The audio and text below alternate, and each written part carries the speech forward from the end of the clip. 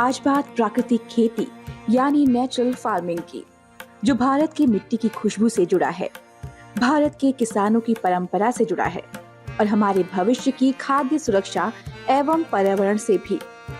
प्रधानमंत्री नरेंद्र मोदी जी के दूरदर्शी नेतृत्व में प्राकृतिक खेती को भारत के एक राष्ट्रीय आंदोलन का रूप दिया जा रहा है। नेचुरल फार्मिंग भारत का अपना स्वदेशी विचार है। ये हमने कहीं से इंपोर्ट नहीं किया है, यानी हमारी ट्रेडिशन से जन्मा है। हमारे पूर्वजों ने तपस्या करके इसको तैयार किया है और ये हमारे पर्यावरण के अनुकूल है। मुझे खुशी है कि दक्षिण भारत के किसान प्राकृतिक खेती की परंपराओं जैसे पंचगव्य, जीवामृत, बीजामृत, आच्छादन आदि को निरंतर अपनाए हुए हैं।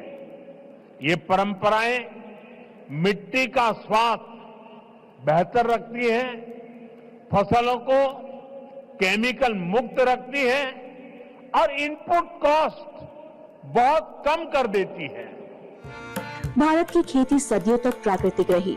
हमारी भूमि रासायनिक खादों पर नहीं बल्कि गौवंश, जैविक खाद, वर्षा, मिट्टी और प्रकृति के अपने चक्रों पर आधारित थी।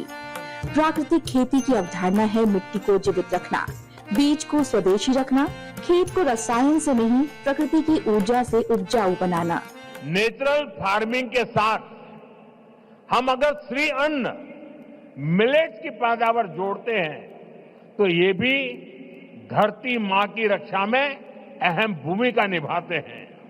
हमारी सरकार का प्रयास है कि हमारा ये सुपर फूड दुनिया भर के बाजारों तक पहुंचे और वैश्विक बाजार में इनकी पहुंच बढ़ाने में natural farming, chemical free farming को भी इसकी भी बहुत बड़ी भूमिका है। प्राकृतिक खेती किसान की लागत घटाती है, उपज को स्वास्थ्यप्रद बनाती है और देश को आत्मनिर्भर बनाती है।